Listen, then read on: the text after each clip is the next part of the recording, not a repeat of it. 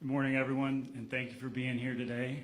Today is a very exciting day for our organization as we welcome Tony as the new manager of the San Francisco Giants.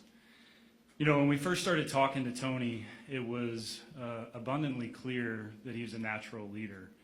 Wide range of topics, and I think some highlights that I came away with from those conversations were, some of his vision, his conciseness, and plenty of other leadership qualities. I think where it really took off for me is when you start making phone calls and you talk to so many different people that have come into contact with him for years and years and been in his world, and you start to hear some of the attributes. And conversely, Tony had a lot of conversations with people in our own organization, and the feedback was all the same. The response was, this guy's a winner. He has a vision to be great, and not just for himself, that's going to rub off on those around him. There's an expectation that he'll get the best from everybody that he comes into contact with. Tony's a teacher, he's a motivator, tireless worker, and someone who understands how to build culture. We believe his leadership is not only going to impact our clubhouse, but it's also going to impact our organization and our entire fan base as well. Thrilled to have Tony as our manager.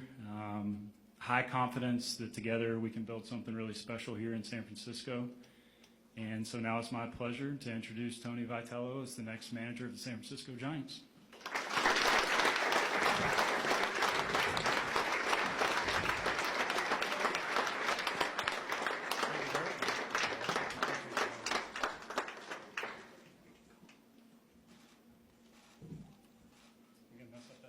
I think we should.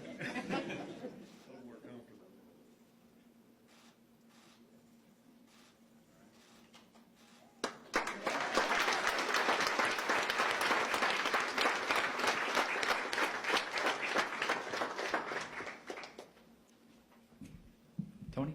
Yeah.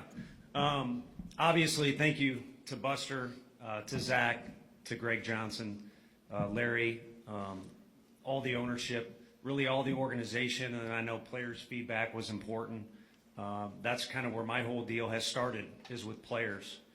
Gavin Keelan, who some of you may know, was fortunate enough to be a first-round pick here, and that's where some of those conversations exist between the college level and the pro level. And obviously, something all those players are aspiring to do is make it to the big leagues. And as this process has gone on, it's been funny. I've gotten a lot of text messages about living out your dream, or somebody said, when you have baseball cards when you're little, which I still have some. I don't know if they're worth anything or not, but, did you dream, or you dreamed of being this? I never dreamed of being a Major League Baseball player. I don't know why. My skill level wasn't very high. I think it was just so far above the clouds that I never even saw it. And for me as a coach, I was just kind of trying to make my way. I got thrust into a position at a young age that I probably didn't even deserve. So I was just trying to do a good job. And fortunately, it helped get me to the next spot and the next spot and the next spot. And eventually this did become a dream, where I just kind of decided if I was blessed enough to receive an opportunity, this is something I wanted to do before I was done coaching, in general. And now I'm incredibly humbled and blessed to do so. So it is a dream come true, but it's a very recent dream. It wasn't one I had for a while. And as much as I'd love to sit up here and promise things and pound my fist on the desk and all that, and really all I want to do is a good job. And I think because of being around my dad and being blessed around winning players similar to Buster, those standards are very high.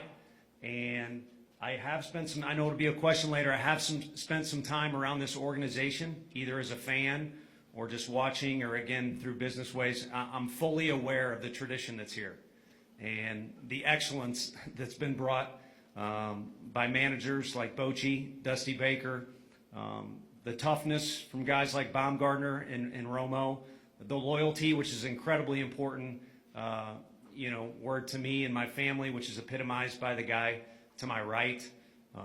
And the records that have been set by guys like Bonds and Mays and Linscomb and everybody else. And then, the one thing that always got to me was the family, the sense of family that was a part of this organization. And one of the players I coached came up during Hunter Pence's playing days and just talked about how good that guy was to everybody in the organization, especially younger aspiring players and rookies.